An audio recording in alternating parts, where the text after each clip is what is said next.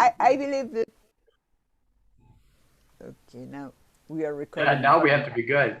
Yeah. I was going to Yes. tell you, it's Yeah. 8 o'clock, and so the recording starts.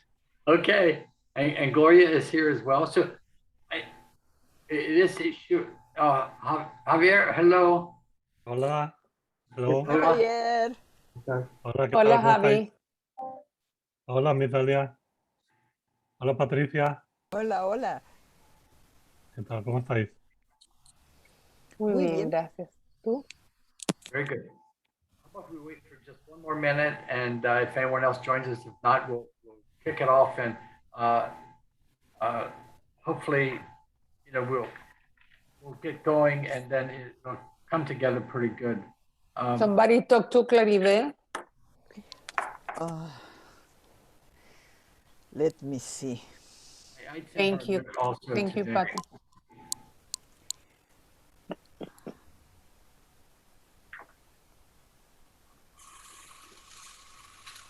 Javier, thank you for the note and the information, the questions. So we'll just stay in communication. And it sounds like the cards issue is working pretty well. Carlos gave you some nice feedback and some new ideas. So very, very good. Oh, thank you. If you have any question or any words to the project, is welcome. I think it's a great project. I think it's something that everybody would benefit from if they were to develop similar cards for emergency situations for their disease. To be honest, I think it'd be very, very beneficial. Thank you very much. I'm working with Dr. Carlos Salazar, you know. Hello. In the next two cars, emergency cars. It's 2 minutes after the hour. Okay, shall we go ahead and get started? Gabrielle, welcome. Thank you. Good to have you. So, Patricia, we'll have you start off if that's okay. And then if Clarabelle joins us, we'll jump to her if she comes on, and then Okay.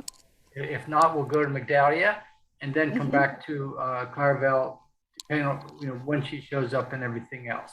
Yeah, yeah. I tried to contact Claribel, but something happened with the telephone. Let's start and as Yes, I told please, you, go ahead. there is a huge storm here, so I hope she's okay.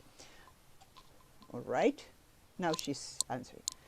Okay, so ¿Qué pantalla? Muy bien.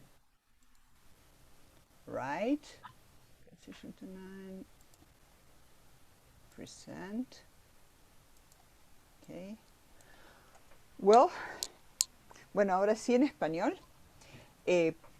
Muchísimas gracias por la oportunidad de estar aquí, muchísimas gracias por compartir este espacio con ustedes.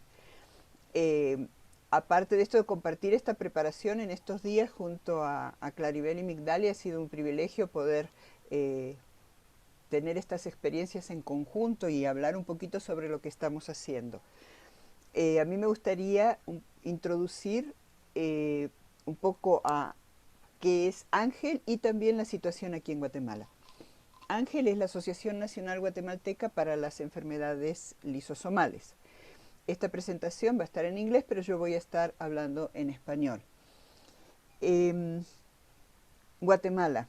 Guatemala posiblemente es conocida por algunos de ustedes porque en algún momento hubieron toda una serie de cambios, la gente salió a la plaza, se buscaron hacer cambios a nivel institucional. ¿Y por qué les traigo esta parte de esta presentación?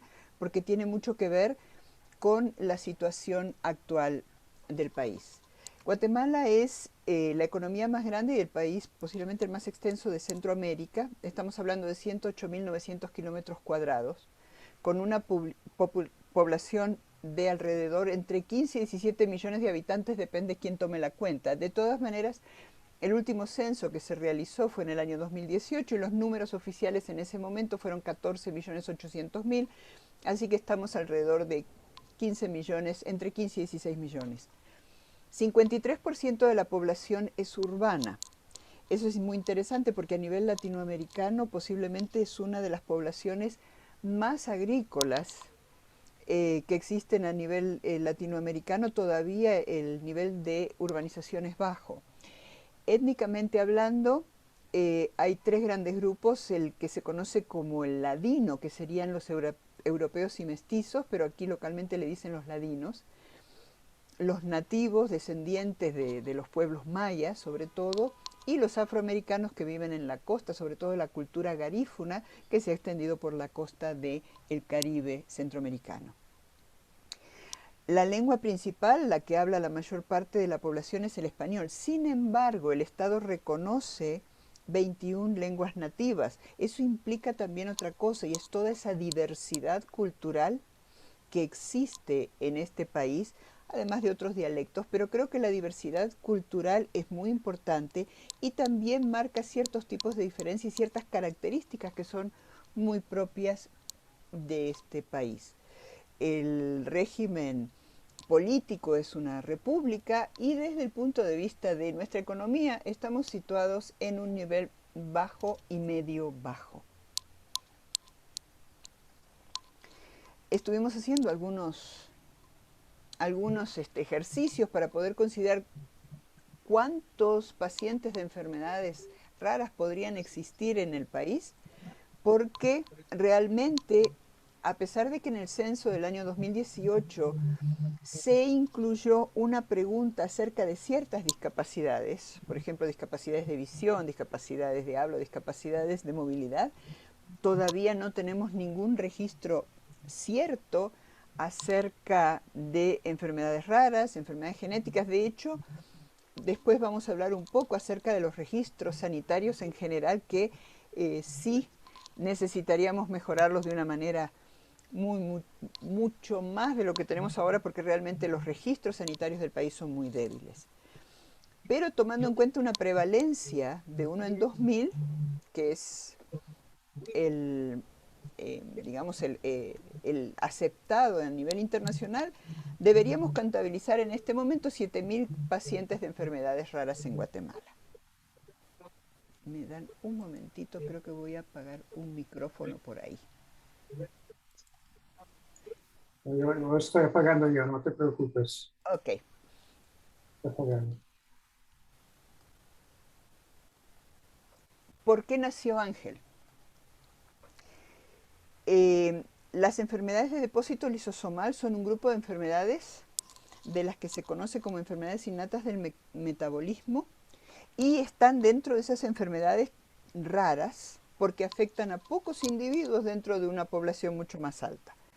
Y entonces hay quienes inclusive llaman estas enfermedades como enfermedades huérfanas. Entonces, ¿qué pasó? ¿Qué hizo que formáramos Ángel? Porque vimos que en efecto sí deberíamos llamarlo enfermedades huérfanas, porque el sistema no nos visibiliza, nos deja de lado, porque los que sufrimos de este tipo de enfermedades no recibimos tratamientos adecuados, no recibimos el diagnóstico adecuado. Se ha hablado mucho acerca de la odisea diagnóstica, y en estos países tenemos esa característica. Mientras que en otros países se puede hablar de 5, 7, 10 años para diagnosticar una enfermedad, aquí tenemos ejemplos de 25, 30 años, y estamos seguros de que muchas veces las enfermedades no son diagnosticadas y mucho menos tratadas con los tratamientos adecuados, aun cuando sean tratamientos solo de carácter paliativo o solamente de no curativo. El sistema nos ignora, nos hace invisibles. Los doctores, los médicos, muchas veces saben muy poco acerca de estas enfermedades. Vamos a hablar de eso en un momento. Los pacientes y sus familias tienen que cargar con toda esa enorme carga, y en muchos casos inclusive muchos de los pacientes, sobre todo en el caso de las lisosomales, pacientes de mucopolisacaridosis, por ejemplo, son muchas veces discriminados, maltratados, y necesita esa familia mucho soporte para poder realmente no solo vivir y sobrevivir, sino que también involucrarse con la sociedad de una manera positiva. Por eso en el año 2012, un grupo de pacientes, de parientes de pacientes, un grupo de familiares de pacientes, un grupo de médicos inclusive, decidió formar esta asociación basados en el hecho de que la Constitución Política de la República de Guatemala en su artículo 90 establece claramente que el derecho a la salud es un derecho inalienable de todo habitante de la República.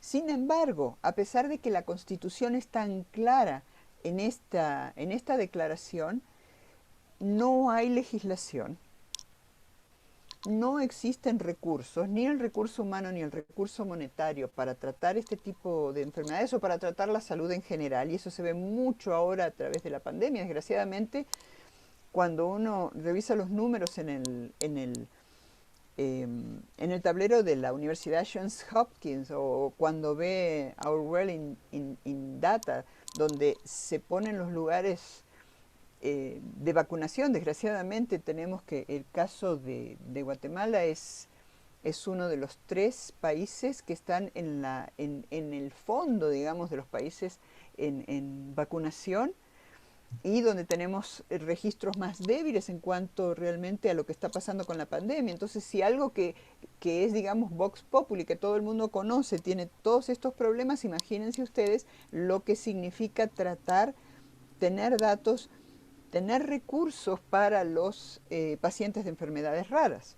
Y eso también tiene mucho que ver con la preparación de los profesionales de la salud, pero también tiene que ver con los niveles educativos de la población, y tiene que ver con la manera en que se ve el rol del Estado y la sociedad en cuanto al avance en general de la sociedad.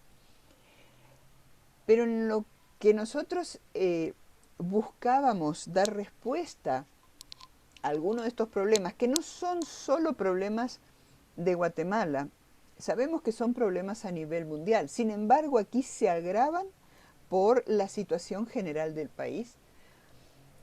También vimos que a nivel de la región centroamericana, de lo que se conoce como el Sistema de Integración de Centroamérica, esto se replicaba. Y vimos también que si no lográbamos lograr esos números básicos, ese volumen básico, para poder tener una fuerza combinada, iba a ser muy difícil que país por país pueda salir adelante en lograr legislación, en lograr los tratamientos, en lograr los cambios en los sistemas. De alguna manera pensamos que el Sistema de Integración Centroamericana, que también se conoce como SICA, tenía que tener una visión distinta y nos podía dar algunas herramientas para promover mejores sistemas y mejor tratamiento y mejor legislación en cada uno de los países. ¿Por qué? Porque si vemos a cada país individualmente, como digo, con sus problemas de legislación, con sus problemas políticos y en algunos casos, desgraciadamente, con sus problemas de corrupción, donde los sistemas de salud prácticamente han sido cooptados, han sido raptados por otros sistemas, creemos que en la medida que podemos trabajar en red, eso nos va a permitir crear una fuerza regional, crear volumen, crear niveles distintos a los que podríamos trabajar siendo cada uno de los países o trabajando cada uno de los países por separado. A raíz de esto, en determinado momento y por cierto acceso que se nos permitió, porque no lo vamos a negar, tenemos cierto acceso preferencial, llegamos al Parlamento Centroamericano a pedir que de alguna manera nos ayuden a promover leyes a nivel local y que nos ayuden a promover también a nivel de los subsistemas del sistema de integración el que las enfermedades raras y las enfermedades genéticas sean vistos dentro del sistema y sean incorporados a los planes, programas y proyectos que se están desarrollando a nivel regional. Esto se hizo a través logramos 2 resoluciones del Parlacén. Una es más a nivel de perseguir que el COMISCA, que es la Comisión de Ministros de Salud del sistema, tome en cuenta dentro de la línea de enfermedades crónicas, que hoy es una de las líneas de trabajo del Plan de Salud Centroamericano, que dentro de esas líneas se incluyan, además de la diabetes, de las enfermedades oncológicas y de las incapacidades por accidentes, que se incluyan también dentro de las enfermedades crónicas una línea para enfermedades raras y genéticas. Esa ha sido una de las resoluciones. Y la otra resolución es promover dentro de los distintos parlamentos nacionales, a través de otra resolución del Parlamento Centroamericano, el que se puedan crear instituciones de investigación, de educación y de tratamiento para las enfermedades raras. También dentro del trabajo que hemos venido realizando desde el año 2012, decidimos incorporarnos. En esto quizás hemos sido un poco distintos quizás a otras organizaciones, pero creímos que podía ser importante incorporarnos a los consejos, al Consejo, en este caso, Nacional de Ciencia y Tecnología. El Consejo Nacional de Ciencia y Tecnología es parte del Sistema Nacional de Ciencia y Tecnología, y específicamente dentro del Sistema Nacional de Ciencia y Tecnología existe una comisión técnica de salud, la cual este año nosotros hemos presidido. De hecho, venimos presidiendo desde el año pasado y este año ya entregamos la presidencia, porque son presidencias rotativas no más de 2 años. Pero lo que hemos logrado en estos 2 años es crear una subcomisión que nos permita formar un sistema de información y orientación sobre enfermedades raras, y también promover la creación de centros de referencia para enfermedades raras. Esto es un camino que empieza. No se trata, o sea, tanto en el Sistema Nacional de Ciencia y Tecnología llevamos varios años, y esto, como digo, es un camino que empieza. Hemos llevado pequeños pasos y creemos que con el tiempo esos pasos se van a ir afianzando. También creemos que solos a nivel inclusive regional de Centroamérica no sería suficiente el esfuerzo, y por eso formamos parte de asociaciones de pacientes como la ULAPA a nivel de Latinoamérica y de Iberoamérica. Formamos parte del AIGA, que es International Gaucher Alliance, que es una federación internacional de pacientes de síndrome de Gaucher, y también formamos parte de Fabry International Network, que también es una alianza de asociaciones de pacientes de Fabry.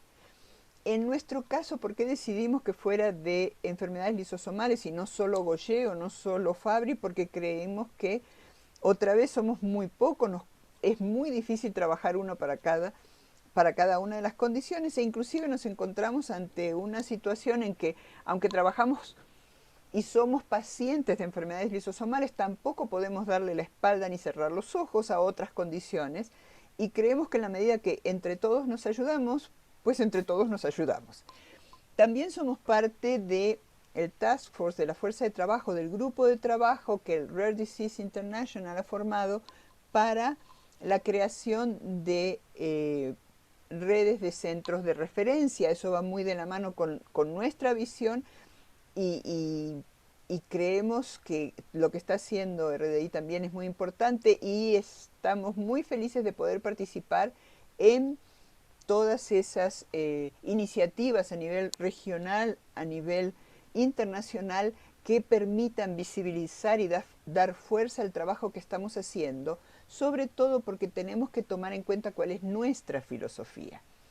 La misión de Ángel es asegurar que todos los seres humanos, y claro, en especial los pacientes de enfermedades lisosomales, obtienen los tratamientos médicos que necesitan, el acceso a la salud que les corresponde, tanto desde el punto de vista médico como social. Y eso es porque tenemos una visión que implica que nosotros, los pacientes de enfermedades lisosomales, conseguimos una verdadera calidad de vida, y con eso también conseguimos una verdadera calidad de vida para las comunidades a las cuales pertenecemos. ¿Cuáles son nuestros objetivos generales? Asegurar que cada paciente con una enfermedad lisosomal obtiene el tratamiento médico adecuado, que tiene el diagnóstico adecuado lo más temprano posible en las mejores condiciones posibles, facilitando testeos, tamizajes a nivel nacional y regional. Darle soporte a los pacientes, a sus familias y también a su entorno, a sus comunidades, para vivir una vida mucho más rica y más armoniosa. También queremos educar a los profesionales de la salud y a la comunidad en general sobre estas condiciones, sus orígenes, sus consecuencias y los tratamientos. Y por supuesto contribuir a una comunidad más saludable. Tenemos objetivos específicos que a veces parecieran que se van como multiplicando, o bien que pareciera ser que son, ¿cómo podría decir? Ya se me va a ocurrir después la palabra, pero los voy a explicar uno por uno. Lo que queremos es generar investigación y desarrollo en enfermedades, obviamente en nuestras propias enfermedades, en las enfermedades lisosomales y en todas las enfermedades raras y genéticas a nivel local y a nivel regional. ¿Por qué? Porque consideramos que existe investigación, pero desgraciadamente no a nuestro nivel. Eso implica que no tenemos los registros que necesitamos tener. Voy a dar un ejemplo muy rápido, dos ejemplos rápidos y elocuentes. Si ustedes ven, por ejemplo, mucopolisacaridosis tipo 1 a nivel internacional, estamos hablando de una enfermedad que tiene una incidencia de 1 en 300.000. Sin embargo, tenemos comunidades en Guatemala como San Juan Jilotepeque, donde ya hemos tenido 7 pacientes en una comunidad de 1.000 habitantes. Entonces, necesitamos entender mucho mejor qué es lo que pasa dentro de nuestras propias comunidades y no solo lo que pasa a nivel internacional. Por eso necesitamos promover mucho más el estudio de la genética y necesitamos promover el estudio a nivel local. Queremos también promover tamizaje neonatal. ¿Por qué? Porque se necesita intervenir más rápidamente y adecuadamente. En este momento existe una legislación, pero que no tiene una verdadera reglamentación en el país para realizar tamizajes, pero no es, ¿cómo podría decir? Es optativo, no es obligatorio. Y por otro lado, el tamizaje que se está realizando es solamente de 5 condiciones. Así, todo eso ha ayudado en muchos casos, pero no es suficiente para todo lo que podríamos lograr, sobre todo porque no sabemos si son esas las 5 condiciones que vamos a encontrar dentro de nuestra población. Queremos impulsar la educación dentro de los profesionales que están en la primera línea. No solamente la educación especializada, que también es parte de lo que queremos hacer, pero la educación a nivel de primera línea, de enfermeras, de maestras, de aquellos y también de médicos que son los primeros en recibir al paciente, para que entiendan mejor y busquen más allá de lo que es obvio o de lo que ya conocen, y sobre todo promocionar guías médicas basadas en evidencia. Esas guías médicas o guías prácticas existen para otras cosas, existen en oncología, existen en determinadas condiciones de carácter pediátrico, en enfermedades, ahora en enfermedades virales, en enfermedades transmisibles. Sin embargo, no tenemos esas guías, por lo menos a nivel local y regional, de guías basadas en evidencia. Promovemos entonces la creación de centros de referencia a nivel regional, donde lo que queremos es aprovechar las fortalezas de cada uno de esos centros. Y cuando hablamos de regionales, por ejemplo, existen centros en Costa Rica, hay centros que están trabajando de alguna manera en Guatemala, pero sería un desperdicio de recursos que todos estuviéramos haciendo lo mismo, y queremos de alguna manera favorecer esa circulación de conocimiento, no solo de información, sino de conocimiento, de experiencia dentro de esos centros de referencia a nivel regional. Queremos promover la especialización médica en genética y en enfermedades raras a nivel regional y no como una especialización solamente a nivel de maestrías y de doctorados, sino que ya desde el principio, y eso es algo de lo cual Ángel se siente muy orgulloso, porque nosotros lo hemos promovido a nivel local y ya se está haciendo a nivel de las facultades de ciencias de la salud, el estudiar genética no como especialización, posgrados y maestría, sino que es genética humana, así como se estudia genética en agricultura y genética en veterinaria, se estudia también genética humana desde el principio, así como se estudia anatomía o se estudia fisiología. También creemos que de alguna manera hemos ayudado en el hecho de que ya existen laboratorios de secuenciación que antes no existían, pero en este momento no tenemos las posibilidades económicas, aunque exista el laboratorio, podemos hacer secuenciación, lo que no tenemos es la capacidad adquisitiva de poder realizar esos exámenes. Entonces es muy poco lo que vamos avanzando, porque el sistema nacional no cubre los costos, porque el costo es el costo, y entonces muchas veces tenemos que prácticamente estar pidiendo ayuda o apoyo de otros centros a nivel internacional, ya sea para promover los estudios locales o para promover diagnóstico de condiciones a nivel local. Por eso la importancia de crear estos niveles de referencia, y también queremos promover acuerdos entre diferentes instituciones educativas, instituciones de investigación e instituciones que dan tratamiento para enfermedades raras, tanto a nivel local como regional como internacional.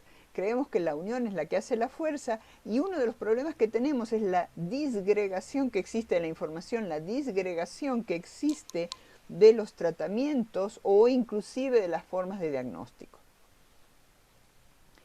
Finalmente, ¿qué más podría decir? Se va a tocar el tema más adelante. Hemos ayudado, creemos, a promover una ley en Guatemala. Esa ley, nuestro parlamento es un parlamento unicameral y debe pasar 3 lecturas. Ya pasó las 3 lecturas. Sin embargo, se fue en determinado momento, hace 3 años, se fue para revisión de una de las comisiones, la Comisión de Finanzas, y ahí ha quedado esa ley entrampada. Creemos también que en la medida de que a nivel regional y a nivel internacional recibamos apoyo, vamos a poder desentrampar ese tipo de legislación y poder darle a los enfermos de enfermedades raras y genéticas un marco mucho más firme y una tranquilidad para el paciente y su familia. Entonces, finalmente, yo quería terminar, creo que estoy en tiempo todavía, diciendo quiénes somos nosotros. Pues nosotros no somos más que un grupo de pacientes. No somos profesionales de la salud. Hay algunos profesionales que nos están ayudando, pero en general somos pacientes. Algunos de los miembros de Ángel son familiares de pacientes. Algunos son amigos de pacientes. ¿Por qué estamos en esto? Porque entendimos que si nosotros no damos el paso adelante y no buscamos mejorar la forma de vida, y no se trata solo de una cuestión médica, creemos que el derecho y el acceso a la salud tiene que ver con la calidad de vida. Y así como existen objetivos de desarrollo sostenible que dicen que si no hay calidad de vida para todos, no hay calidad de vida para nadie, pues nosotros pensamos exactamente lo mismo. Por eso es que en forma voluntaria cada uno de nosotros aporta su grano de arena. Y sobre todo, ¿qué es lo que queremos? ¿Qué pretendemos?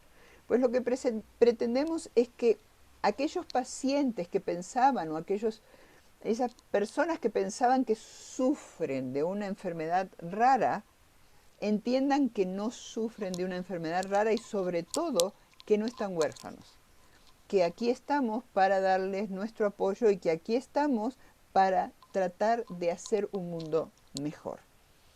Y esto era lo que quería decirles el día de hoy, y como les dije al comenzar, agradezco mucho el interés en escuchar la situación en Guatemala y el privilegio de poder contar nuestra historia y poder llegar a ustedes.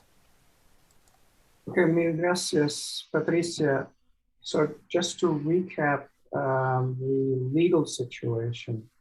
So there is a law that has been passed, but it's been stuck in a finance committee for a number of years. Is that correct? Yeah, that's correct. Yeah. There is what is called a law initiative. And that law initiative was first passed in 2013. So it's not an easy road to go in, and we did pass the Health Commission approval, the Human Rights Commission approval, and it went through 3 lectures. It got approved by the General Assembly, and then it got stuck in the Financial Committee. Thank you. So I think Claribel Castillo is here, so we should go on to her and then to Migdalia. And then perhaps after the other 2 presentations, we can have questions and comments from the other participants, if that's okay. So Claribel, are you there? Claribel, compartir pantalla, por favor, para tus hojas.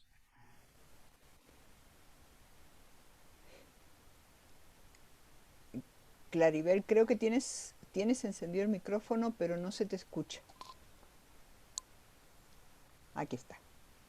There you go, Claribel. You just unmute, Claribel. El micrófono. Sí, está apagado tu micrófono, Claribel. There. Ahí está, ahora sí. Okay. Es que me sacó de la computadora. Estás en el teléfono. Buenas. Adelante. ¿Quieres que te pase las diapositivas? ¿Están en español o en inglés? Las tuyas están en español. Estoy tratando de reconectarme en la computadora, que en el teléfono sí me cuesta, pero podemos empezar para no perder tiempo. No quiero atrasar. Ok, dame un segundito. Ah, perdón. Sorry. If you give me a second. Red Guatemala.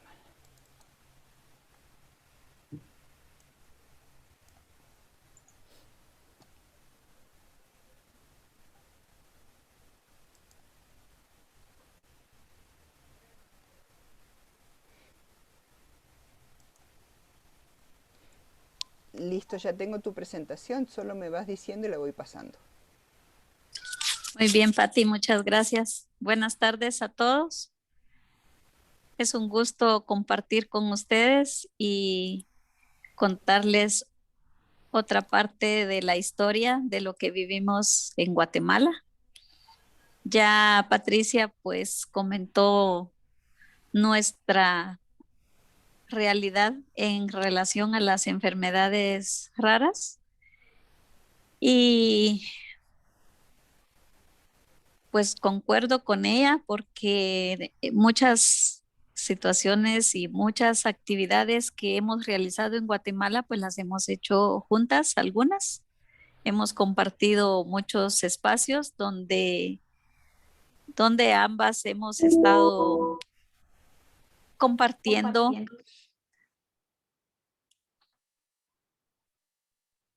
sobre nuestras experiencias en relación a las enfermedades raras. Yo represento a la Asociación de Síndrome de Red Guatemala. Esto se dio a la asociación,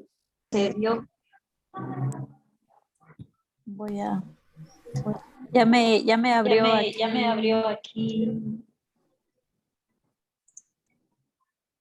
Ahí está. Hay 2 personas, Claribel Castillo, en este momento.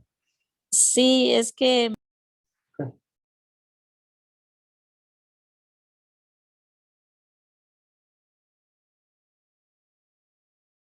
Should we go with Migdalia's presentation, Steve? What do you think? Ah, she's Ahí back. estoy. Ok, muy bien. Adelante. Aquí estoy. Adelante, Claribel. Muchas gracias. Pues les decía que yo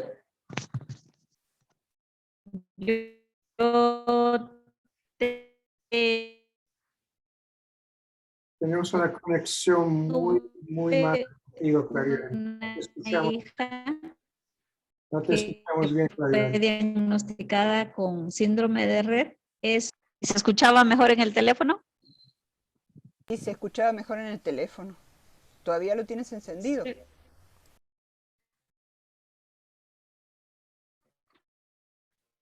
Pero lo puedo hacer.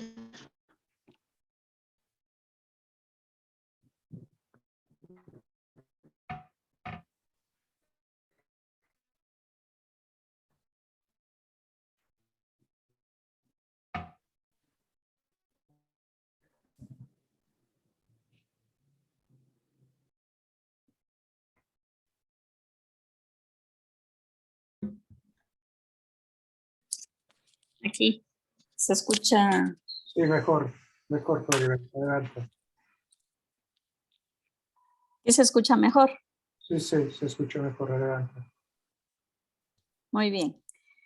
Pues les decía que yo tuve una hija con el diagnóstico del síndrome de Rett y eso dio lugar a que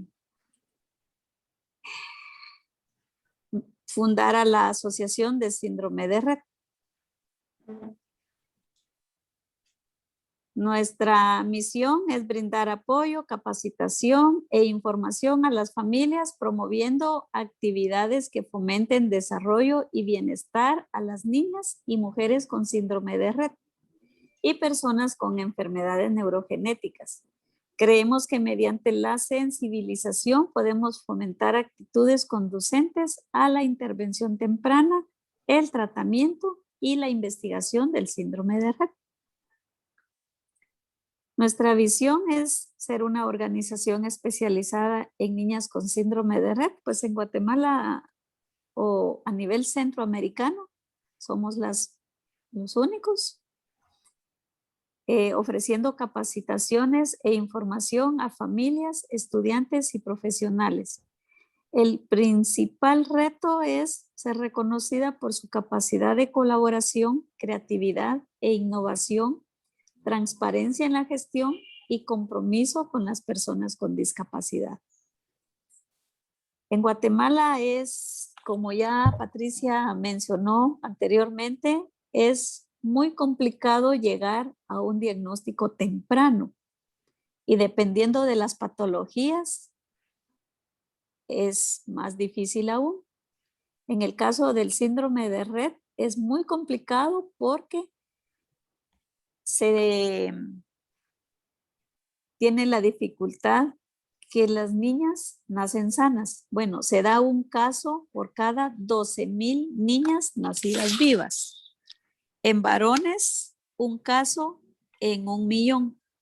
En Guatemala no se tiene identificado ningún caso de varón. Es un trastorno neurológico que afecta en su mayoría al sexo femenino y fue descrito por el doctor Andreas Rett en 1966 en Viena, Austria. Hasta el momento, pues nosotros hemos trabajado para dar a conocer el síndrome de Rett y las enfermedades raras. La causa que produce el síndrome de Rett es una mutación en el gen MECP2, que también se llama mutación de novo, significando que es una mutación nueva, se da al azar en cualquier familia, en cualquier etnia, nivel social, económico, a cualquiera porque se da al azar. Siguiente, Pati. Las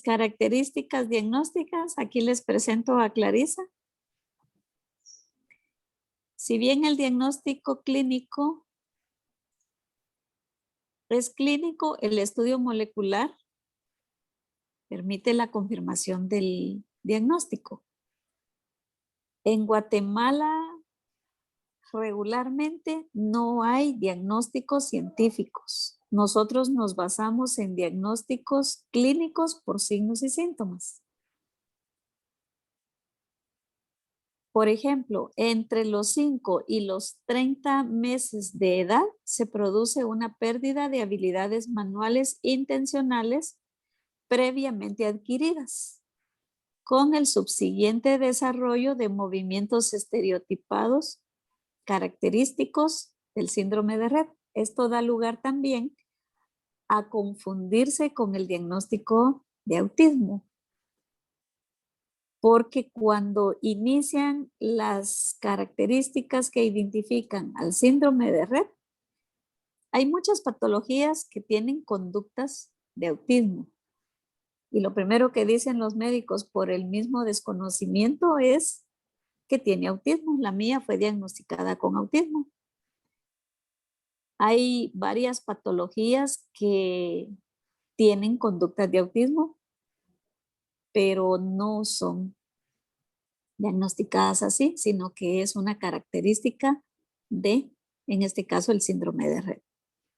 Se establecen alteraciones de la coordinación de la marcha y de los movimientos del tronco. Conforme las niñas van creciendo, van en una involución en el desarrollo que les va haciendo perder esas habilidades.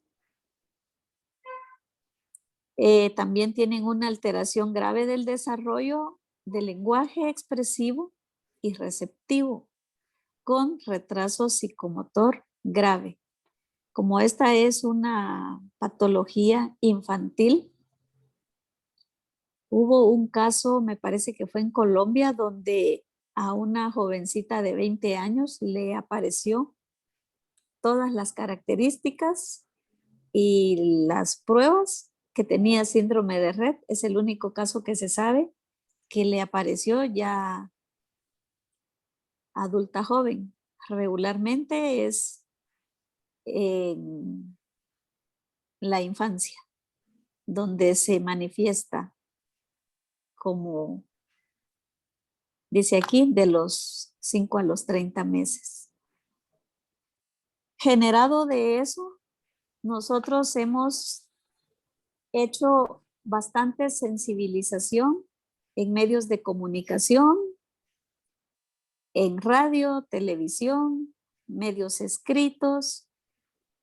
Luego de que me salí de mi zona de confort, que solo era Rett, y dadas las necesidades en Guatemala de las familias en busca de orientación, necesidad de unirse a un grupo donde sean aceptados y sean aceptados con las condiciones que tienen, porque fue cuando nosotros dimos la apertura, como dijo Patricia también, no puede uno decirle a las familias, aquí no. Al principio, pues yo dije, mi hija tiene síndrome de Rett, me dediqué a buscar familias que tuvieran una hija con síndrome de Rett y eso generó la asociación. Y como mi hija tenía Rett, pues yo estaba enfocada en Rett. Luego empezaron a aparecerme familias que tenían hijos con otros diagnósticos. Y me parece que fue como en el 2002, algo así, cuando empezó lo de las enfermedades raras en Europa, que empezaron las campañas de enfermedades raras. Y fue que nosotros también empezamos a trabajar como en el 2011. Empezamos nosotros a hacer campañas de divulgación. Hacemos 2 campañas al año. En febrero trabajamos la de enfermedades raras. En octubre hacemos la conmemoración del mes mundial del síndrome de Rett. Tenemos una red que se llama Red Latina, donde estamos agrupadas varias organizaciones de síndrome de Rett de América Latina. Y es donde nosotros ya podemos compartir nuestras experiencias con las otras organizaciones. Siguiente, Patti.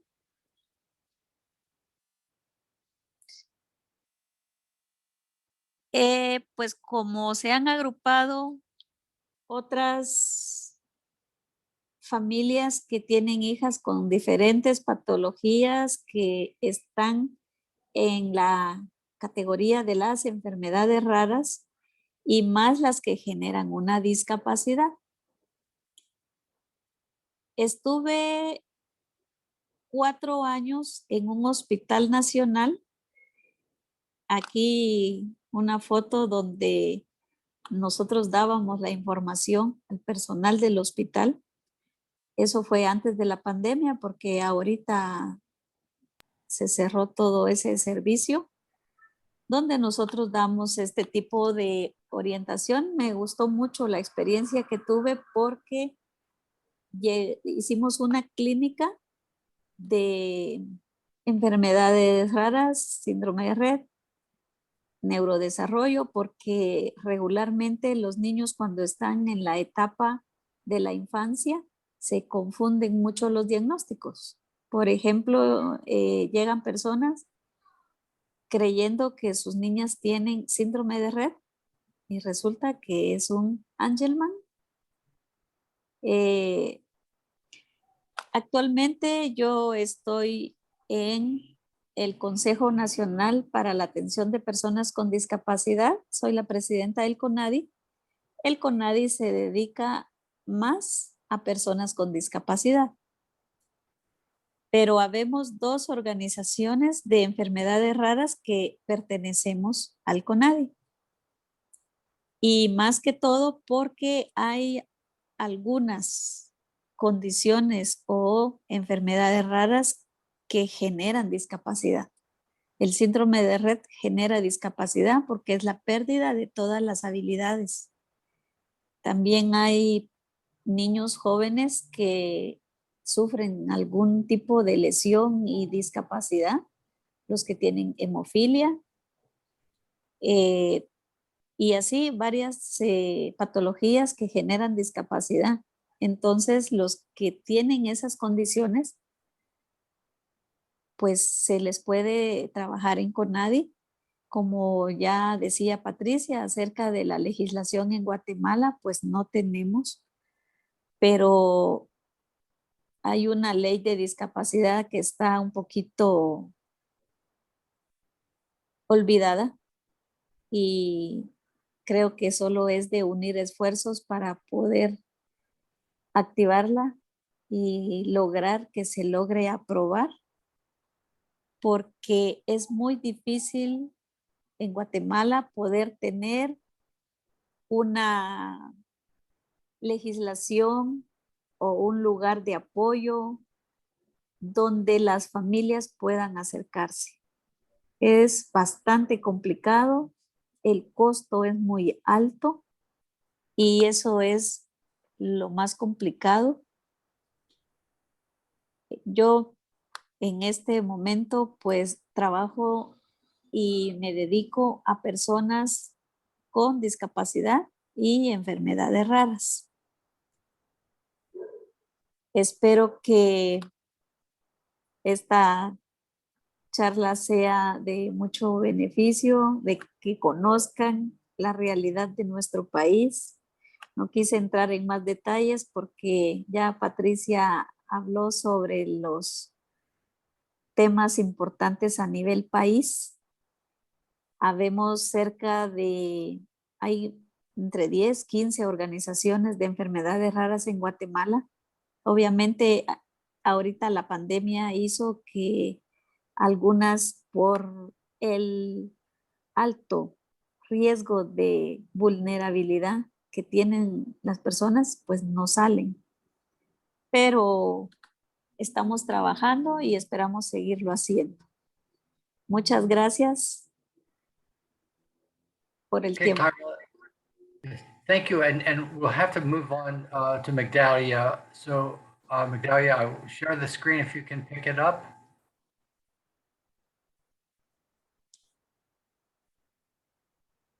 There you go.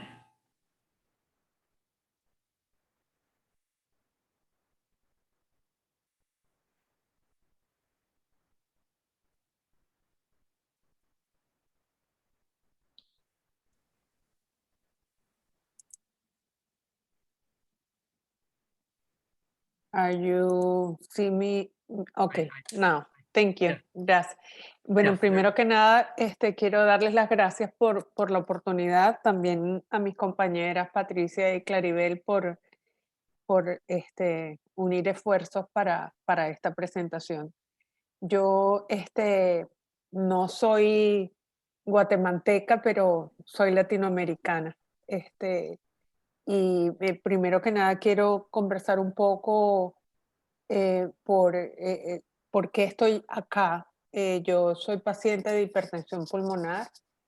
Fui diagnosticada en el año 2001. En aquella época era 1 en 1.000.000. Me tuve que ir de mi país, Venezuela, porque no teníamos acceso a ningún tipo de tratamiento y tampoco existía ningún tipo de tratamiento en ningún país latinoamericano. Eso me motivó a crear la Sociedad Latina de Hipertensión Pulmonar, que se fundó en el año 2005. Y esta lámina es un poco para mencionar lo que hemos tenido la oportunidad de hacer a través de todos estos años. Una de ellas, hemos tenido la oportunidad de crear redes de cooperación a través de toda la región. Hemos formado pacientes, familiares y cuidadores con respecto a qué es la hipertensión pulmonar. Hemos podido también educar de manera efectiva a líderes de esta patología. Hemos impulsado la creación de nuevas organizaciones de pacientes. Hemos trabajado en advocacy específicamente en algunos países latinoamericanos. Y acá vale la parte de la oportunidad que tuvimos de trabajar en Guatemala específicamente en el impulso de, creo que la segunda lectura de la ley de enfermedades raras. También tuvimos la oportunidad de trabajar en Guatemala con la Comisión de las Naciones Unidas. Hemos creado campañas de concientización de hipertensión pulmonar a través de las redes sociales, una de ellas con muchísimo éxito, que llegó a 4.5 millones de personas. Hemos representado pacientes o la voz de los pacientes en congresos y workshops, incluso a nivel mundial. Hemos desarrollado contenidos educativos y pues hemos posicionado también la voz del paciente a través de papers científicos y white papers. Es un poco para dar un rápido recorrido a lo que hemos hecho a través de todos estos años. Impulsamos también la ley del Parlamento de enfermedades raras. Esta ley fue aprobada por el Parlamento Latinoamericano. El Parlamento Latinoamericano no es vinculante con los países, un poco también lo que mencionaba Patricia del Parlamento Centroamericano. A pesar de que no es vinculante, pues se hizo un gran esfuerzo en crear esta ley. Esta ley ya tiene incluso regulación, y valdría la pena revisar un poco el contenido de esta ley, porque bueno, fue elaborada y estructurada también por especialistas reconocidos en la región y basadas en leyes como la de Argentina y la de Colombia. Hemos intervenido, como lo mencionaba antes, en artículos interesantes y muy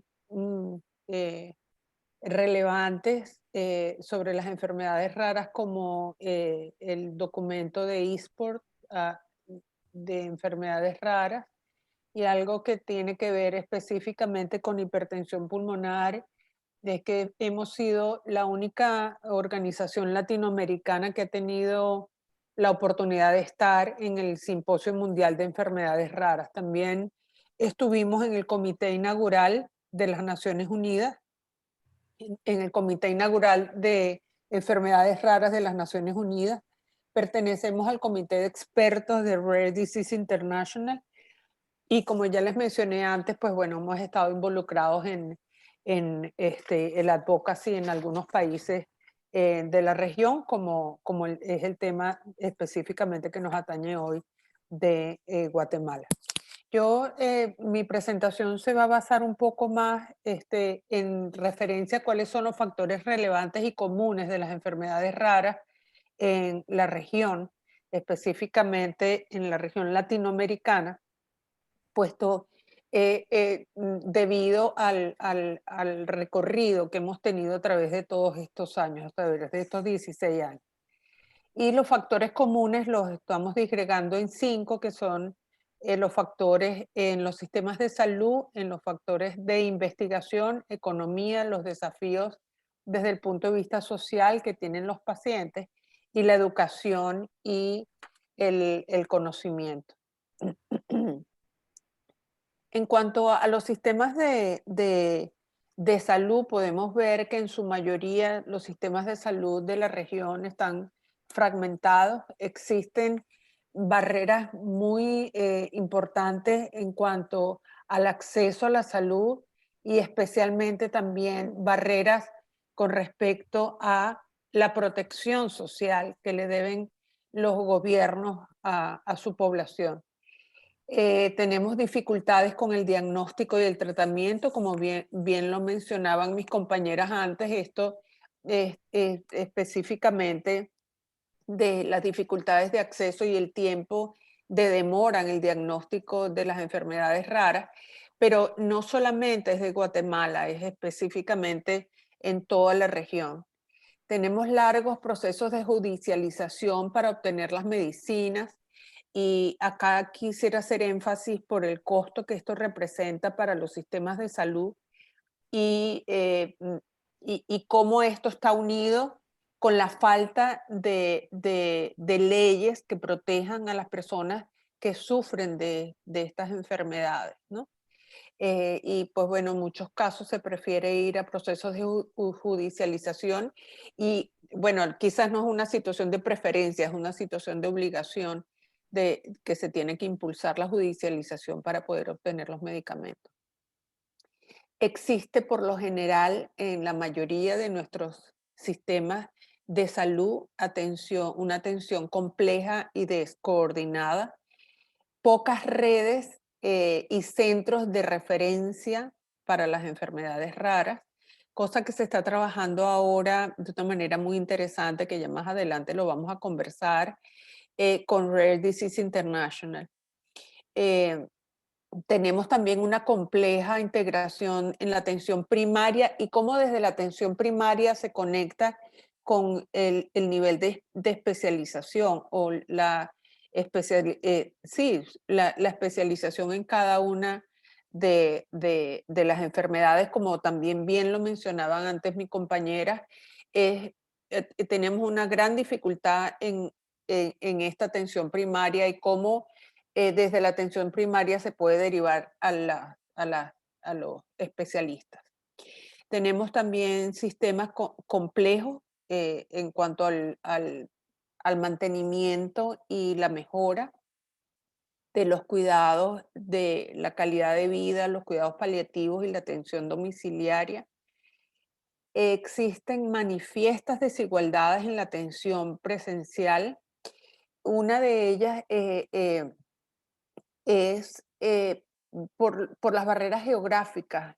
Cuando estábamos revisando la presentación, conversábamos de la dispersión geográfica que existe en nuestra región, y cómo estas personas que viven en las zonas rurales tienen barreras muchísimo más severas en temas de acceso. Y también algo que dificulta seriamente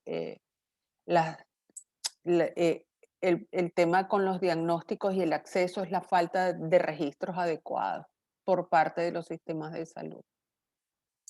En cuanto a la investigación, sí, ciertamente existen serias dificultades para el desarrollo de ensayos clínicos en la mayoría de los países latinoamericanos.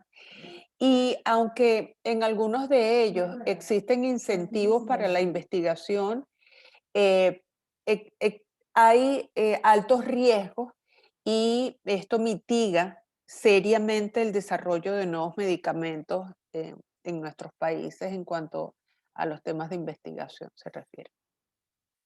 En cuanto a la economía, tenemos dificultades y capacidad limitada para evaluar la seguridad, la calidad y la eficacia de los medicamentos. Por lo general, los medicamentos tienen altos precios, lo cual dificulta, obviamente, y tiene impacto serio en los sistemas de salud. Tenemos dificultades en los modelos, especialmente, y queda evidenciado completamente ahora con el tema de la pandemia en cuanto a sistemas que sean innovadores para la salud. También conversábamos de cómo quizás tenemos regulaciones y leyes de hace 50 años y no se han actualizado a la situación actual. Y entonces hay paralización en cuanto al acceso en muchos sentidos porque las leyes no están actualizadas. Hay una deficiente evaluación del costo-beneficio de la población que padece enfermedades raras y me refiero a quizás el para mí mal llamado alto costo o pacientes de alto costo, medicinas de alto costo y cómo esa palabra solamente ya dificulta la transparencia o una eficiente evaluación del costo-beneficio, porque se tiende a paralizar solo porque son de alto costo, pero quizás cuando ahondamos o quizás no, ya los estudios lo dicen que cuando ahondamos y profundizamos, el no tratar a estas personas, esto tiene un mayor costo a los sistemas de salud. Dificultades en la evaluación de la aprobación de nuevos medicamentos y me refiero a medicamentos de alta calidad de las agencias regulatorias. Vemos cómo, pues bueno, a veces es bien complejo la aprobación oportuna de este tipo de medicamentos. Procesos de compra indefinidos y en ocasiones con poca transparencia, como también lo mencionaron antes. En muchas ocasiones, cadenas de distribución muy largas que hace que los pacientes de los medios rurales tengan acceso irregular a los medicamentos y una gran cantidad de intermediarios en la cadena de suministro que obviamente pues tiene que ver con temas de transparencia y alto costo de las medicinas. Por otra parte, otro de los elementos importantes es el desafío social que tiene nuestra población. Por supuesto que está la presencia de la condición de la vulnerabilidad que es manifiesta en todos los niveles, en donde se vulnera por lo general el derecho de los pacientes y familiares de las personas que sufren enfermedades raras. Esta trampa de la pobreza en donde caemos, la inequidad en el acceso y la protección social, la afección en el tejido social, pues bueno, ya vemos que cuando hablamos de una persona que sufre una enfermedad crónica, no estamos hablando de una persona enferma, sino de un núcleo familiar enfermo Por lo tanto, pues se tiende también a tener una pérdida en la integración, en la educación y en lo laboral, con una pobre identificación de la problemática desde el punto de vista de políticas públicas, como también queda evidenciado de lo que se mencionaba antes del tema de la ley de enfermedades raras en Guatemala, que ya tiene largos años en procesos de discusión y no ha sido posible el llegar a la puesta en marcha de la ley. Y casos como en Centroamérica existe solamente un país que tiene ley de enfermedades raras, que es Panamá, y sin embargo no se aplica. Entonces, pues acá queda evidenciado claramente esa pobre identificación a la pobre problemática de las enfermedades raras, ¿no? Ausencia de enfoque diferencial en la resolución de los problemas, también una ausencia de recursos y voluntades. Tiene un poco que ver con el punto anterior para resolver los ámbitos de los retos pues, que se tienen a nivel tanto nacional como regional. Y desde el punto de vista de la educación y conciencia, existe una pobre conciencia sobre la presencia de las enfermedades raras y las condiciones de la comunidad que los sufre. También, como mencionaban mis compañeras anteriormente, solo con, ellas mencionaban específicamente ciertas enfermedades, pero esto también aplica para todas las enfermedades raras y sobre todo para toda la región. Existe una ausente educación en las facultades de ciencias de la salud en cuanto a estas enfermedades, ausencia de registros que imposibilita la divulgación de información de estos padecimientos para conocer estas patologías. También pocos logros a través de la innovación debido un poco a lo que también mencionaba en las láminas anteriores del impulso y quizás el apoyo que se requiere para esto y dificultades con los tratamientos adecuados para los pacientes. En cuanto yo no quería dejar pasar el valor que tienen las organizaciones de pacientes. Yo estoy trabajando con organizaciones de pacientes y a pesar de que comencé con hipertensión pulmonar, pues he tenido el privilegio de trabajar con enfermedades raras y con con organizaciones de enfermedades raras y con organizaciones de todas las patologías. Y hace quizás 8 años atrás, los pacientes de enfermedades raras no tenían tanta preparación como hoy en día. Y creo que es importante destacar todo el trabajo que ellos han venido haciendo, que nosotros hemos venido haciendo. Y los valores que para mí vale la pena destacar es la resiliencia. Creo que es un valor que incluso ahora en medio de esta pandemia tenemos que aportar a la sociedad. La sociedad, muchísimas personas no se creían vulnerables y nosotros desde las organizaciones de pacientes ya hemos pasado por allí.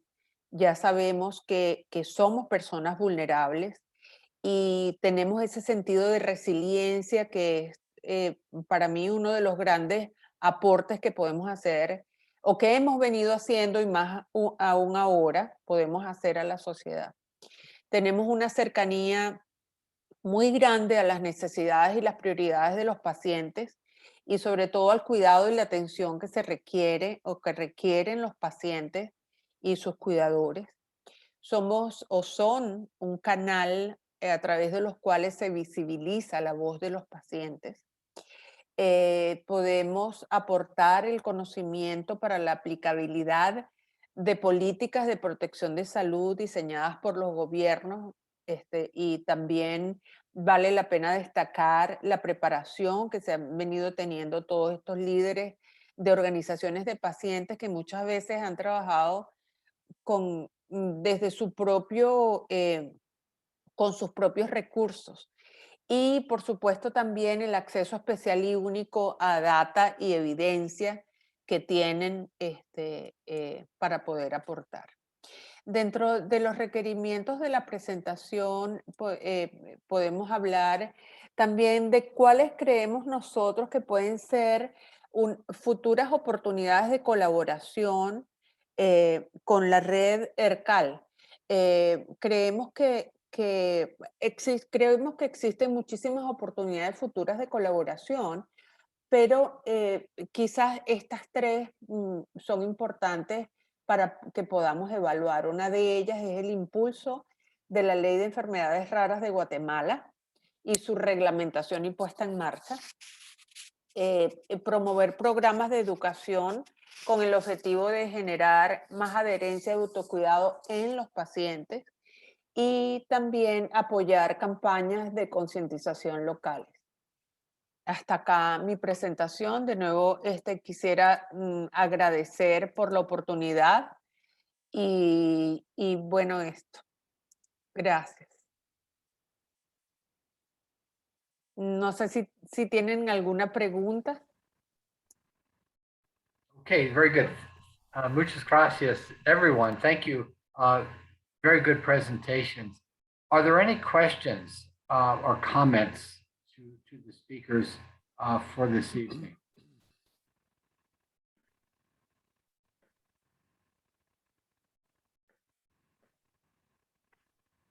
Gabriela? Yeah. Hola, gracias. Yes.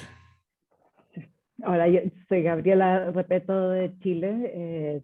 He escuchado con mucha atención lo que nos han contado ustedes hoy. Muchas gracias a las tres. Aprendemos mucho. Y también me es evidente que tenemos como muchos desafíos en común en los países, en la región. Entonces les quería preguntar a cada una de sus distintas perspectivas, ¿cuál sería como su prioridad, la primera cosa que quisieran ver resuelta? So I'm asking from each of their different perspectives, what would they consider like their top priority to improve the health of people with rare diseases? Very good, thank you. Gracias. Patricia or Carvel, Daria, whoever would like to go first, please.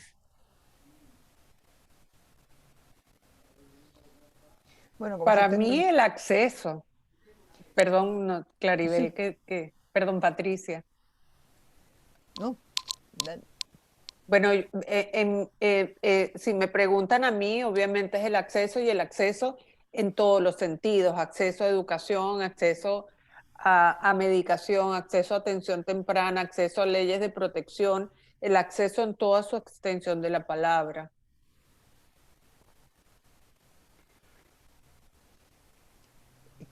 Yo creo que es un problema complejo, más que complicado es un problema complejo. ¿Qué quiero decir con esto? Son demasiadas las aristas y muchas, o sea, todos nos estamos viendo problemas de carácter similar, como muy bien dijo Migdalia.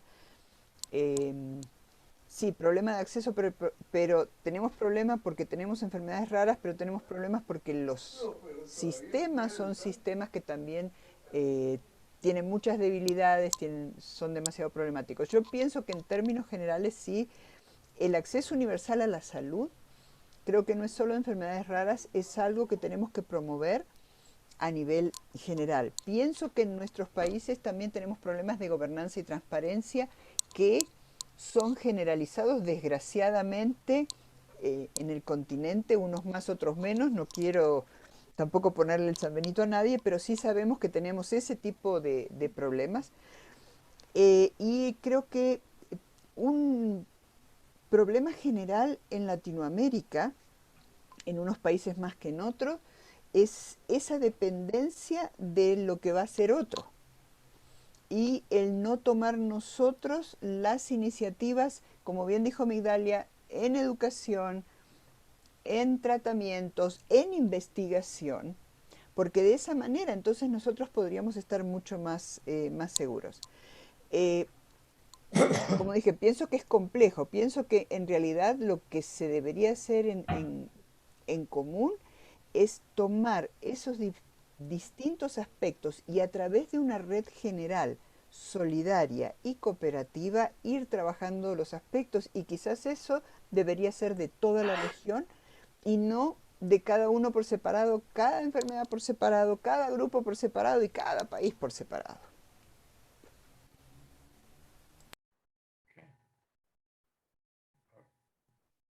Claribel, any comments?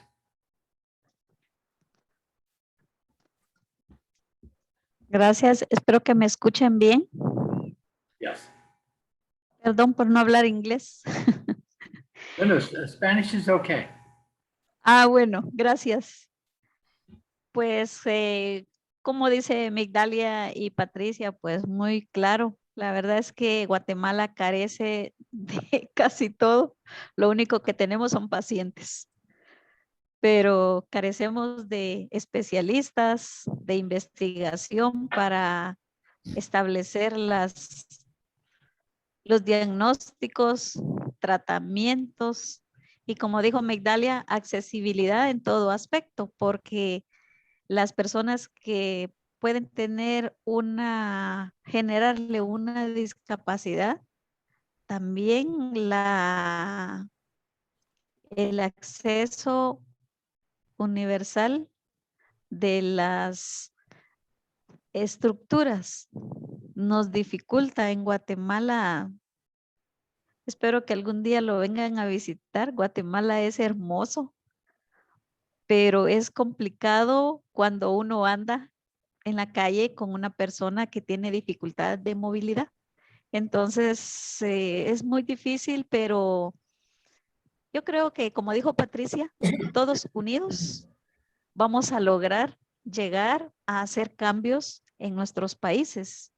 Nosotras, pues hoy hablamos de Guatemala, un país que no hay manera que salga del subdesarrollo, pero nosotras siempre luchando hacia adelante por lograr por lo menos que nuestros familiares y las personas por las que nosotros velamos tengan calidad de vida. Nosotros lo que más velamos es por eso y también, como dijo Migdalia, la ley de enfermedades raras en Guatemala, yo también estoy interesada en que unidas podemos lograr que se logre la aprobación, aunque no garantiza que vamos a tener lo que la ley dice, ¿verdad? Porque regularmente son leyes muertas que están en papel pero no se aplican. Pero ya teniendo una ley, nosotros podemos también tener un respaldo para hacer nuestras solicitudes y tener el aval de una ley que nos ampare. Al menos en Guatemala, el Ministerio de Salud es el obligado a brindar ese tipo de servicios y apoyos a las familias. Así que es lo que tengo que decir. No sé si respondo a su duda, Gabriela. Mucho gusto. And we had Javier, Migdalia, and Carlos all had their hands raised. So Javier, we'll start with you. Ok. Bueno, yo tengo dos preguntas. Una es relativa al movimiento asociativo.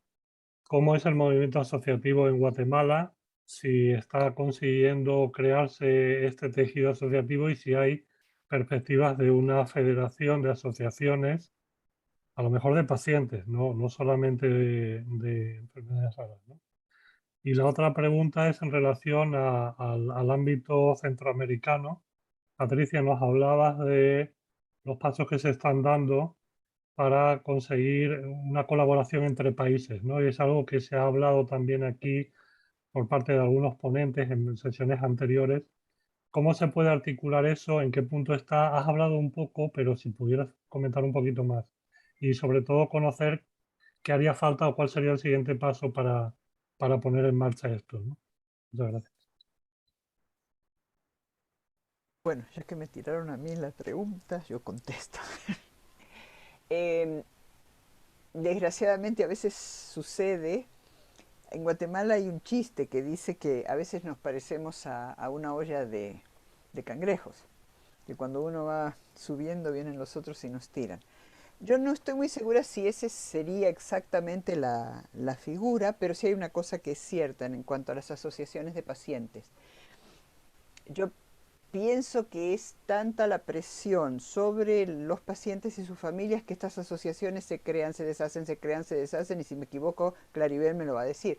Hubo un momento que contabilizamos cuando la beneficencia española nos daba cierto soporte, contabilizamos 54 asociaciones. De repente no habían, de repente menos. Nos pasa muchas veces inclusive que gente que se nos acerca a las asociaciones trabaja con nosotros, una vez que consigue el tratamiento o que desgraciadamente ya el paciente no existe, nos abandonan. Yo pienso que este es un trabajo de picar piedra. Y lo mismo sucede con las asociaciones a nivel latinoamericano. Y sí tenemos algunas cuestiones que a veces nos distorsionan, cuestiones de personalidad, cuestiones de esta es la red, aquella es la red. Yo creo que tarde o temprano lo que se va a ir decantando a quienes queremos sacar ciertas cosas adelante, las vamos a sacar. A mí me invitaron, no, lástima que no están aquí porque están en otro evento justo paralelo. Hace 6 años estuve en México para una reunión de ICORD, que para mí fue buenísima porque me abrió puertas y perspectivas de hablar con otras asociaciones. Y entonces entendí la importancia, y más adelante ya cuando a través de AIGA pude entrar en contacto con RDI, vi la importancia de esas asociaciones. A veces en forma no tan formal si se quiere, pero sí de manera de poder apoyarnos. Por ejemplo, yo a veces recibo preguntas de pacientes de lisosomales en Panamá, pues tengo referencias, pero lo que nos falta es unir esas estructuras. Decir, bueno, hay una unión, hay una asociación, unámonos, no busquemos unirnos en todo, como las grandes asociaciones internacionales. Si vamos a querer estar de acuerdo en todo, no vamos a estar de acuerdo en nada, pero por lo menos busquemos esos puntos básicos en los que estamos de acuerdo y salgamos adelante.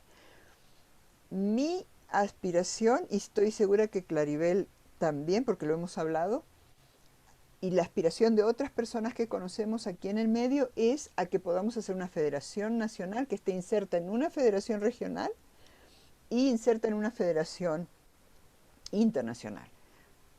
No porque tenga que ser en ese orden, sino por una cuestión que es más práctico, podemos hablar primero los que estamos más cerquita y después los otros. Pero sí creo que sí tenemos esa necesidad de buscar esa fortaleza, porque tenemos muchas debilidades internas que no son de los pacientes sino de los propios sistemas de los países.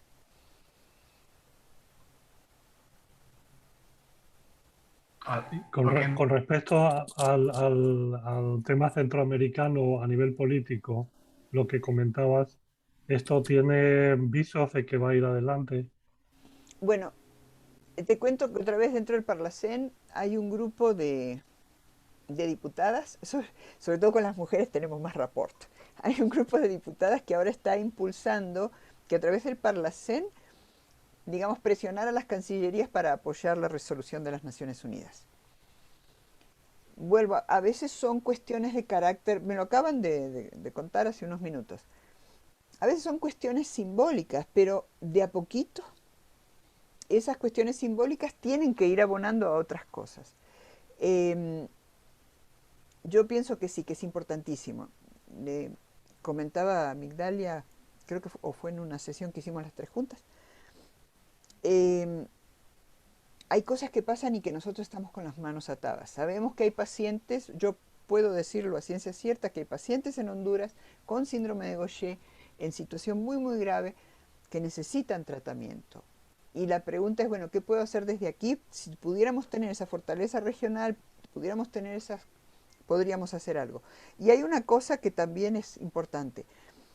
Para poder negociar con grandes organizaciones como grandes farmacéuticas o grandes organizaciones necesitamos más fuerza. Y si seguimos disgregados como asociaciones de pacientes individuales y como asociaciones nacionales, no vamos a llegar a tener poder de negociación. Al menos eso es lo que yo creo. Okay. Victoria, and then Dr. Salas. Gracias. A mí, yo tenía varias preguntas, pero sobre lo que está respondiendo Patricia, me gustaría reformular un poco y repreguntarte que cuál será este camino, cuál será el camino para encontrar el camino y cómo crees tú que desde nosotros que estamos acá en este momento podemos colaborar para poder gestionar esa red o esa federación primero en Guatemala y luego en la región.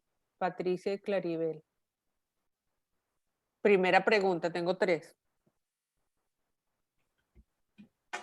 ¿Empiezo, Claribel, te cedo la palabra o empiezo yo? Porque si no hablo solo yo. Gracias, Patricia.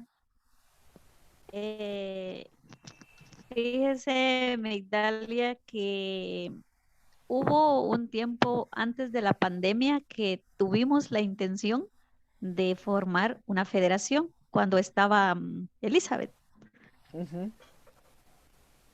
Ella estaba promoviendo que hiciéramos una federación, pero luego, como escribió aquí Víctor Rodríguez, las personas pierden el interés y no todas, como con Patricia, pues hemos tenido más comunicación y hemos hablado de que nosotras sostenemos nuestras organizaciones a veces con nuestros propios recursos, porque las personas se escuchan que hay una asociación o una fundación y rápido piensan que todo es sin costo y que uno les va a dar dinero y hasta les va a hacer sus exámenes al extranjero y medicamentos. Entonces, luego de que llegó la pandemia, nos ha costado mucho hasta comunicarnos o reunirnos.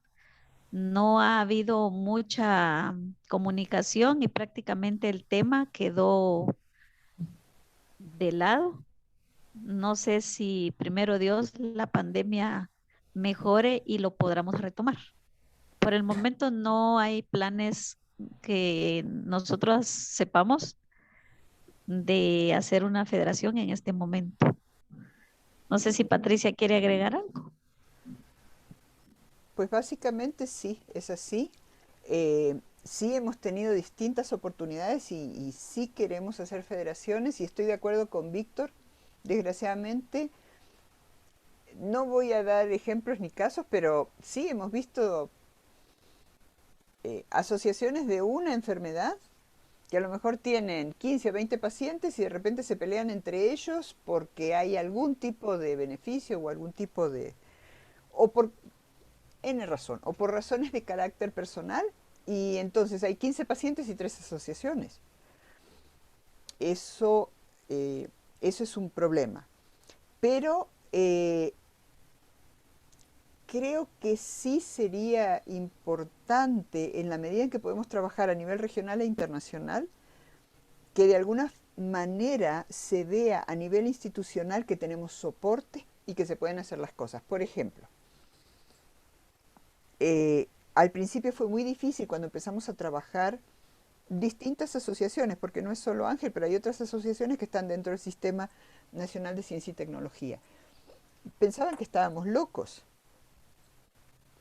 que para qué perdíamos el tiempo, que lo que necesitábamos era buscar dinero, pero en el fondo sí es cierto, necesitamos el dinero porque cuando tenemos tratamientos que pueden costar entre 250.000 y $1.000.000 al año, claro que se necesita el dinero, pero eso representaría prácticamente, si ustedes lo miran, estamos hablando, si hablamos de números, quizás cuando se habla de enfermedades raras no se habla de este tipo de números, pero tenemos un país donde el 2.9% del presupuesto va a salud, pero tenemos que ver cuál es el tamaño del presupuesto.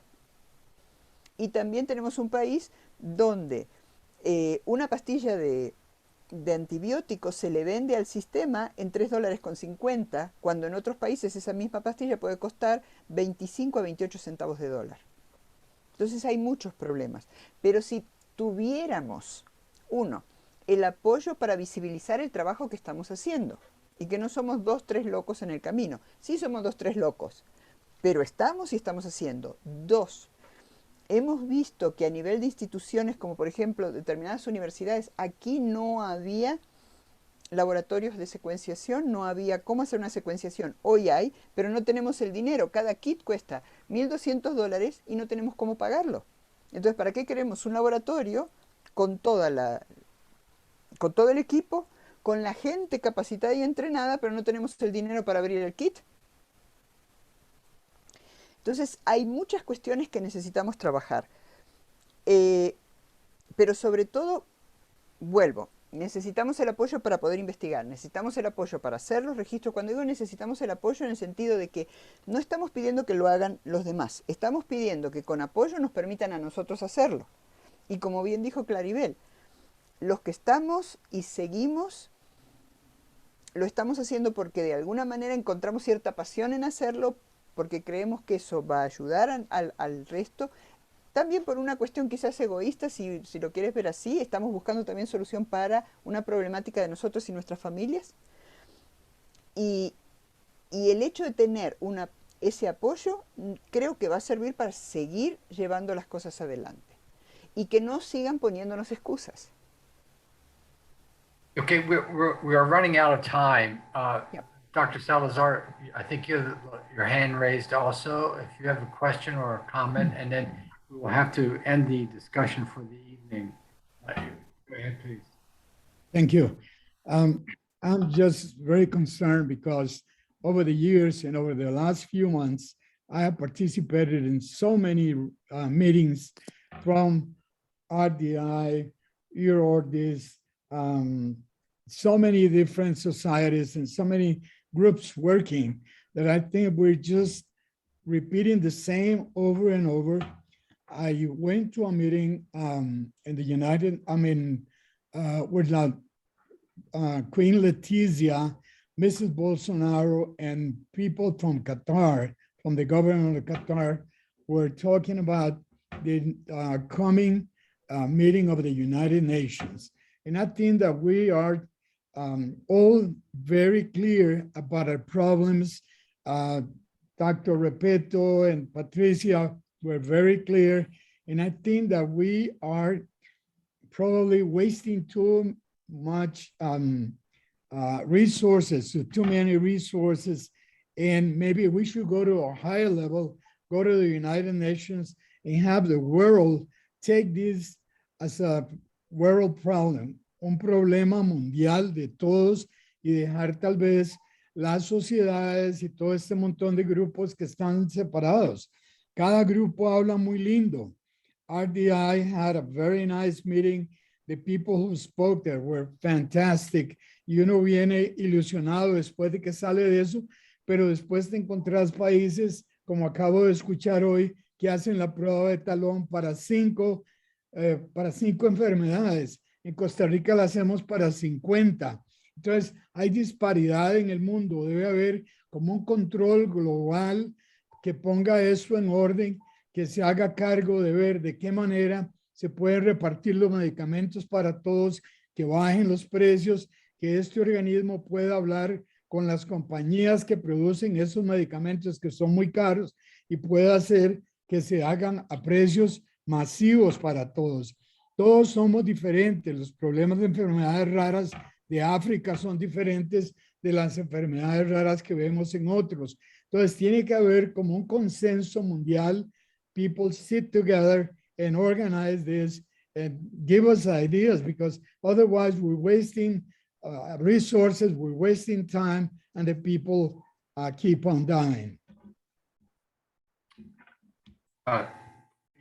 Thank you very much, Dr. Salazar. And I think many of us feel the same way too. And at the heart of all this is when will action take place? When will we actually begin to see the results of all the comments and all the meetings and publications and reports from the meetings? I think that's the most important thing is when do we see the results?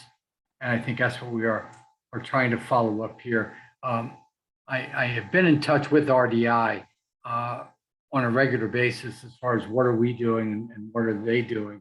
And I think we look forward to them. And actually, Ramaya Muthiala, who's here from the University of Minnesota, he has a conference coming up on September 2nd with a colleague from the United Nations. And I'm making a presentation. It's on a public health issues related to rare diseases. But certainly one of the largest part of my presentation will be a focus on NorCal and how are we going to address the rare disease issues in the region that are so prominent that people have not really focused on and not come up with solutions and delivered answers. So I hope when we get back with you in a couple of weeks, we can give you a better response of what people are saying. And I take your points that I agree completely. We've had a lot of replication and duplication throughout the world with rare diseases. We have within our own country, within your countries. You do run into that duplication, and many times the groups do not seem to be working together. But I think that's something we all have to look how we can do this better. Thank you. Maya, I don't know if you had any comments. Steve, would you mind to tell that they send that flyer to the members of the ACOG? I can send that out. In fact, I have 2 flyers. I can send that from your meeting. And then I believe there's a meeting coming up this Thursday. Is anyone familiar with that? I just got a request that I can attend a meeting on Thursday morning. Is this familiar to anyone? I will send you the announcement then also. Okay. That I received just today, and I just responded back, and there's no need to register for the meeting, and it is I guess a region-wide approach to rare disease. So I will send that out also to you. Okay. So thank you all very much. I appreciate the time, especially for the presentations, what's gone into making the slides ready and available. And as I mentioned, we will have all this available on the NorCal ICORD website, hopefully within a couple of days, along with the recording of this session and the slides. So I think it'll be very, very useful, especially we've found with their presentations, Spanish, we have better readership of the website content. Thank you for providing for some of us both an English and a Spanish version to post on the website. So very, very important. And we don't think we'll have another meeting in 2 weeks. We have to regroup and now reformulate what our next steps will be from NorCal in view of other things that are going on. But we will be in touch with you shortly as far as developing webinars, white papers, work groups, and the such that I've referred to in the past. But that should be coming out in another couple of weeks, we hope. And the month of September will be pretty much an organization type sessions that we'll be talking how we're going to get organized and how we're going to partner with other groups to become much more effective in the future. So, thank you all very much. Muchas gracias. Buenas noches. Thank you. Buenas noches. Bye. Thank you. Thank you all very much. Okay. Buenas noches, adiós. Bye-bye. Bye-bye. Bye.